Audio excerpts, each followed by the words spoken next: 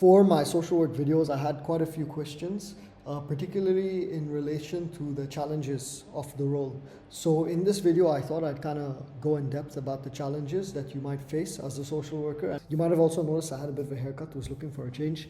But yeah, I hope this video is insightful for you and it gives you a bit of perspective if you're considering getting into the social work profession. So the first point is basically burnout. And this is normally caused by very heavy caseloads. So in the social work profession, the caseloads can be incredibly demanding. And because there is a shortage generally of social workers in Australia, there's a greater need to perform and actually not only meet client quotas, but also oftentimes exceed that. So there's a bunch of KPIs. For example, in the hospital, it was trying to work on X number of days to get this person discharged. And in the domestic violence, family violence, it was all about the KPIs, which was service hours. So that's in terms of logging the number of hours you do, which is fine. And the other is case closures. So this is very difficult because social work is a very emotionally in tune job where you're meant to connect with people, but at the same time, there's a pull from the administration and the management end for KPIs and for caseloads. So you're kind of pulled on both ends. And as a practitioner, over time, this will really wear on you. And if you're in the social work profession, you will see that everyone at some point has gone through burnout. Or is going through burnout, or you can see very, very soon it's looming over the horizon for them to get burnt out. And normally people get burnt out multiple times in their career, especially in the social work profession. It's actually notorious for being a zone for people just getting burnt out and fatigued. So basically, as I was saying, there's a very heavy caseload, and on top of that, you don't have enough time. So you don't even have enough time to do your quality work. When you're getting constant pressure from above, from management to close cases, to kind of discharge fast, obviously you feel like maybe your ethics are being compromised because you're not able to do the best work. And if you don't do it, then you'll get more pressure, and maybe there's a risk of management having a word with you and saying, hey, you can't be doing this. If you're not able to pull up your socks, then maybe we'll have to say bye to you. So there's a lot of conflicting things, I guess, internally with your ethics and then also with management. And you're also trying to manage your emotional fatigue at the same time. And this all contributes to reduced job satisfaction, time pressures, and also a lot of stress. And in terms of the resources, a lot of the funding for such resources comes from external entities, whether they be maybe public entities or private entities, whatever it may be. And a lot of them, to secure these resources, actually your company that you're working for would have to have proof that there is actual sustainable practice happening as a social work department, and basically that you're working towards KPIs and casework. And this is where even more pressure will come from the management, because they're saying, hey, we need to secure this funding and we need to show that you're reaching these KPIs as a department. And if we're not doing it, then that's double pressure.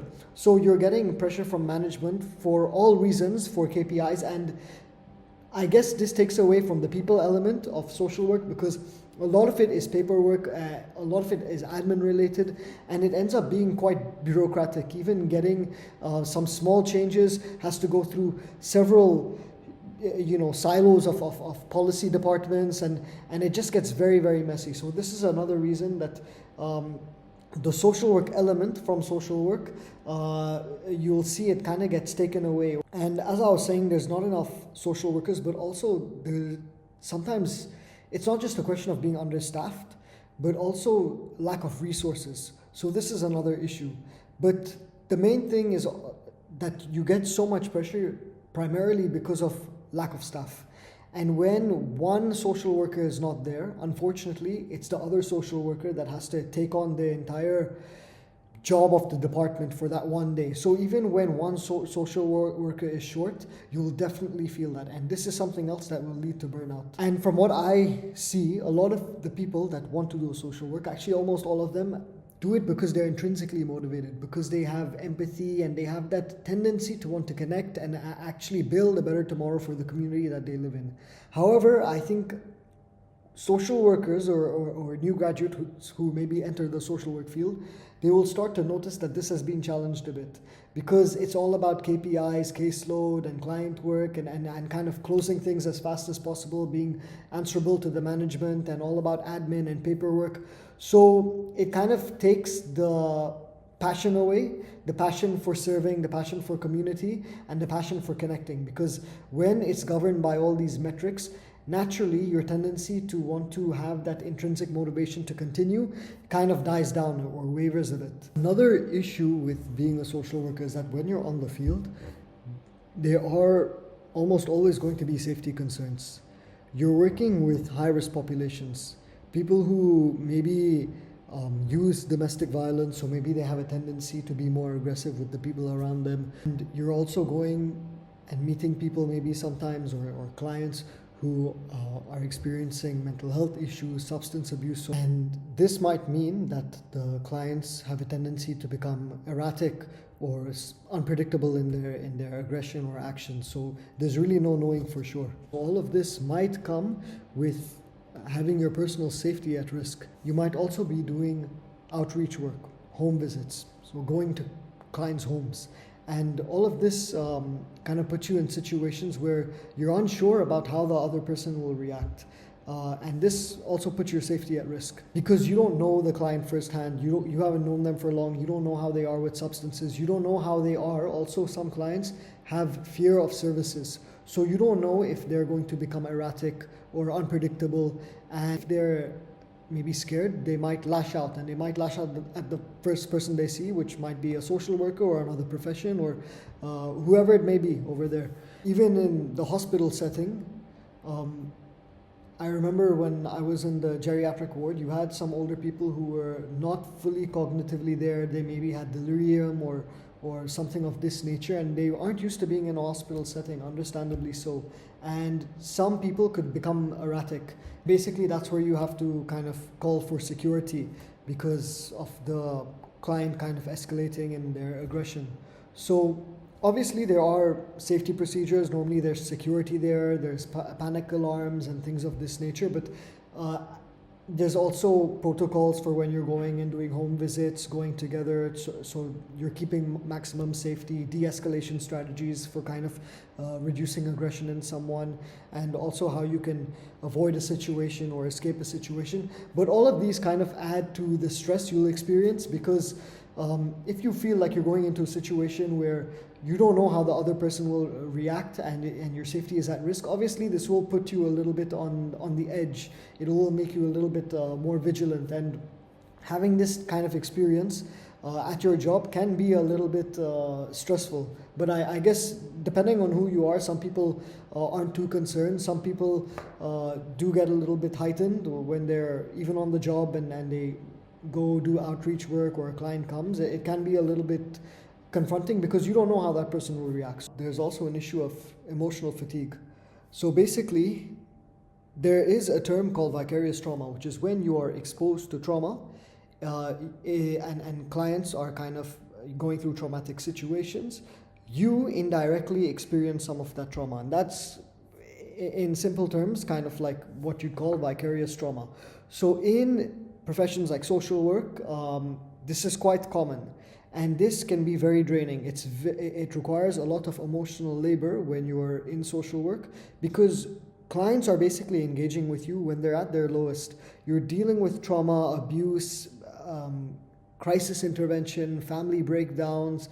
In a hospital, you're dealing with people at the end of their lives or even passing away. You're dealing with very distraught families who are upset at the service. And over time, this can lead to emotional burnout. And on top of that, it can lead to compassion fatigue, where your ability to even empathize just inadvertently kind of wears down, because you in your own self are so exhausted and emotionally fatigued. And this means that you cannot bring your best self to the role. Now, another issue is that you do have clinical supervision. And normally people have clinical supervision, which is when you're with a supervisor, and it's almost like a counseling session where you can talk about some difficult clients, difficult situations, you can work through it, and from that you can kind of work through what went badly, what went well, and if you go through similar situations in the future, how you would manage that more smoothly. So clinical supervision can kind of be like a indirect counseling where you can talk about difficult emotional situations you went through, but once a month is not, I'm not sure, for some people it might not be enough, especially this kind of varies depending on the field of practice they're in, or also it depends on the practitioner themselves. Is the social work practitioner going through a difficult time right now? Are they emotionally a little bit unstable? If that's the case, then maybe supervision once per month is not enough. I believe sometimes you can do it once per fortnight, but I think that's towards the beginning. But ultimately, everyone goes towards once a month. So this can leave social work practitioners feeling a little bit isolated. On top of this, sometimes maybe you have a difficult call with a difficult client, or maybe you had a difficult client interaction. So social workers obviously are empathetic people, and they understand compassion fatigue, they understand emotional fatigue and stuff like this. So this is where you get the chance to debrief. And debriefing is basically where you have another social worker or another practitioner where you can kind of talk about things, get things off your chest, and that makes a tremendous difference. Actually, people don't realize the value in debriefing until they do it. If they've had a difficult client call, you can see another social worker and say, hey, do you have a couple of minutes to talk about this difficult client call? I just want to get some stuff all off my chest. And then they're able to kind of like provide some emotional support while you're at the job. But the issue here, or the challenge here, is that, as I was saying, there's KPIs, there's all this demand, there's all these challenges. So as a social worker, sometimes you feel like, okay, maybe I'll just bottle in these emotions and put up with it because I don't want to annoy my colleague right here. I have KPIs to work on, so maybe I'll just forget about it and push these emotions aside, and for now just work on my stuff. And I don't want to bother them because they also have stuff to do. So at the same time, even if you do approach them, and they do provide some debriefing opportunity for maybe a minute or two, you're kind of hesitant to keep going on because you're like, okay, let's just get back to work. I don't really want to wear my colleague down. And then maybe you're also wondering about your colleague maybe not having capacity to take it. So there are issues there as well, and this can kind of be a bit of a challenge emotionally. Another challenge, I think, in the social work progression is that if you're looking vertically, I would say there's not too much career progression. And especially in terms of salary. For example, when I first started a couple years ago, my first role was a grade 1 social work position, and I think I was earning about, this was a couple years ago, maybe $72,000 a year. Grade 2 would be a little bit more, and progressively it will get a little bit higher. But I know the difference between grade 1 and grade 2 because I had a colleague there who's grade 2, was not very significant. And the head of the social work department, my guess is they were probably earning, if I was earning about 72K a year, they were probably earning about maybe 110 or 115 a year. So this is basically from grade 1 to the head of a social work department. That's maybe about 1.5x a beginner role, an entry role, versus someone who's incredibly experienced in social work and has spent many years in the profession. From there, maybe the head of department can go to head of allied health or something like that. But for even then, the progression is not very significant. So in terms of going up vertically, there are opportunities, but in terms of the salary, it's very incremental. And I'd say if you have worked in the social work profession for maybe 15 years, my guess is from entry level to 15 years later, at about 11 or 12 years, if you reach the pinnacle of the social work role profession, it won't really go much more from there in terms of your salary. The position will probably be at its peak, and you'll pretty much be at the same salary, or it would be adjusted for inflation.